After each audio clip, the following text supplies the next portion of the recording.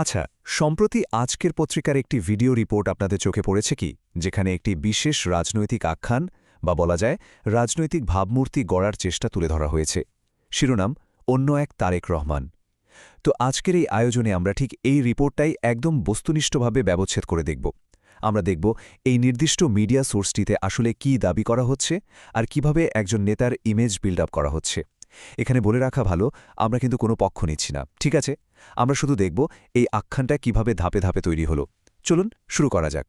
পুরো বিশ্লেষণটিকে আমরা মূলত ৫টি ভাগে ভাগ করেছি: নেতৃত্বের পথে যাত্রা, কিছু তাৎক্ষণিক নীতিগত পদক্ষেপ, সংসদে তার ভূমিকা, দৈনন্দিন জীবনে তিনি কেমন এবং সবশেষে তার ভবিষ্যতের রূপকল্প। তো প্রথমেই আসা যাক পর্ব ১-এ, নেতৃত্বের পথে যাত্রা। সোর্সটিতে তার এই পথ চলাকে কিভাবে ফ্রেম করা হয়েছে চলুন দেখি। রিপোর্টটি একটি বেশ ইন্টারেস্টিং টাইমলাইন দাঁড় করায়। ভাবুন তো, ১৭ বছরের দীর্ঘ এক নির্বাসন। সোর্স বলছে এই কঠিন সময়েও তিনি প্রবাস থেকে দলের হাল ধরে রেখেছেন। এরপর আসে জুলাই আন্দোলনের কথা, যেখানে ফ্যাসিজমের বিরুদ্ধে তার সুদূর প্রসারী ভূমিকার কথা তুলে ধরা হয়েছে। আর ৫ আগস্টের ছাত্র জনতার অভ্যুত্থানকে দেখানো হয়েছে একটি বড়সড় টার্নিং পয়েন্ট হিসেবে। এর ফলশ্রুতিতেই ১৭ ফেব্রুয়ারি সরকারের দায়িত্ব নেওয়া। এই পুরো টাইমলাইনটা দিয়ে আসলে বোঝানোর চেষ্টা করা হয়েছে যে তিনি এমন একজন অভিভাবক যিনি কিনা পাহাড়সম বাধা পেরিয়ে তবেই নেতৃত্বে এসেছেন। এবার চলুন দেখি আমাদের দ্বিতীয় পর্বে তাৎক্ষণিক নীতিগত পদক্ষেপ, অর্থাৎ সংকটের সময় তার রেসপন্স কেমন ছিল। নতুন প্রশাসন দায়িত্ব নেওয়ার প্রথম কয়েক মাসেই নাকি বেশ কিছু যুগান্তকারী আর্থসামাজিক কর্মসূচি হাতে নিয়েছে। অন্তত এই ভিডিওটি তাই দাবি করছে। যেমন ধরুন ফ্যামিলি কার্ড কিংবা কৃষি ঋণ মওকুফ করে কৃষকদের স্বস্তি দেওয়া, কৃষক কার্ড এবং ফুয়েল কার্ড। রিপোর্টে বলা হয়েছে এই উদ্যোগগুলো খুব দ্রুত সাধারণ মানুষের মন জয় করে নিয়েছে। মানে এখানে মূলত একটি খুব ফাস্ট অ্যাক্টিং আর সাকসেসফুল প্রশাসনের ছবি আঁকার চেষ্টা করা হয়েছে। ওই যে জ্বালানি সংকটের কথাটা বললাম, বিশ্বজুড়ে যুদ্ধের কারণে দেশে যখন হঠাৎ তেলের তীব্র আকাল, পাম্পগুলোতে বিশাল লাইন, তখন ঠিক কী হয়েছিল? সোর্স বলছে মাত্র ৩ ধাপে এই সংকটের সমাধান হয়েছে। প্রথমেই স্বয়ং প্রধানমন্ত্রীর সরাসরি হস্তক্ষেপ, এরপর মুহূর্তের মধ্যে ফুয়েল কার্ডের বাস্তবায়ন, আর সবশেষে সাপ্লাই বাড়িয়ে পরিস্থিতি একেবারে স্বাভাবিক করা। এই পুরো গল্পটা কিন্তু তার দ্রুত সিদ্ধান্ত নেওয়ার ক্ষমতাকেই হাইলাইট করছে। আমাদের ৩ নম্বর পর্বটি আরও একটু অন্যরকম। এর নাম দেওয়া যায় সংসদীয় নেতৃত্ব, কিংবা বলা যায় উত্তপ্ত আসন। ক্ষমতার প্রতি এই নেতার দৃষ্টিভঙ্গি ঠিক কেমন, সেটা বোঝাতে ভিডিওতে তার একটি নির্দিষ্ট কোট বা উদ্ধৃতি ব্যবহার করা হয়েছে। তিনি বলছেন, এই যে চেয়ারটা দেখলে মনে হয় বসতে খুব আরাম, আসলে মাননীয় স্পিকার মোটেও আরামের না। এই চেয়ারটিতে বসলে মাননীয় স্পিকার প্রতি মুহূর্তে মনে হয় যে আগুনের তপ্ত হিট আসছে। খেয়াল করে দেখুন, এই আখ্যানটি কিন্তু বোঝাতে চাইছে যে ক্ষমতা তার কাছে কোনো বিলাসবহুল জিনিস নয়, বরং এটি একটি ভীষণ ভারী এবং অস্বস্তিকর দায়িত্ব।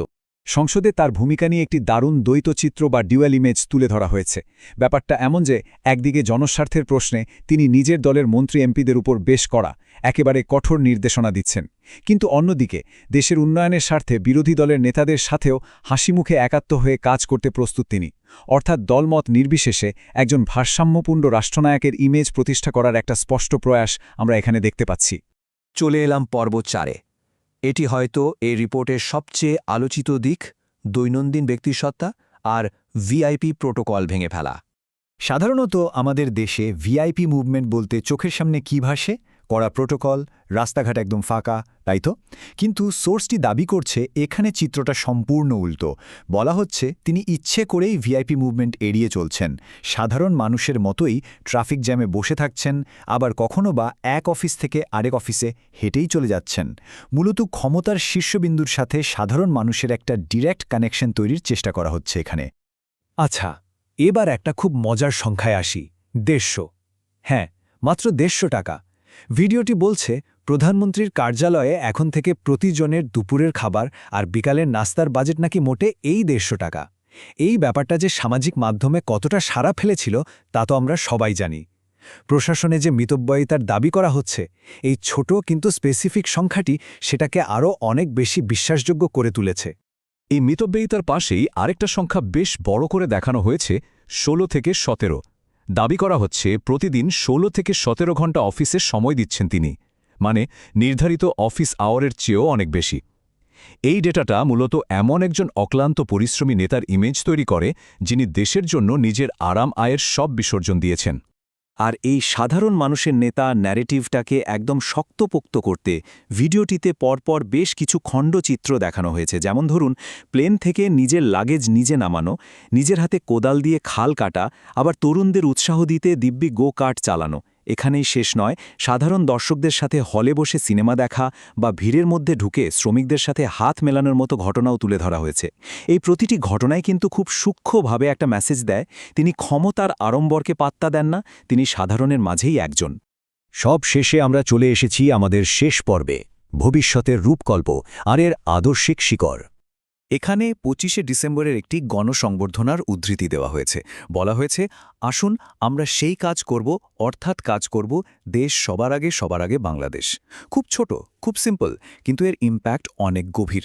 এই স্লোগানটিকে বর্তমান প্রশাসনের একেবারে কোর ফিলসফি হিসাবে তুলে ধরা হয়েছে, যা কিনা খুব সহজেই সাধারণ মানুষের দেশপ্রেমকে নাড়া দিতে পারে।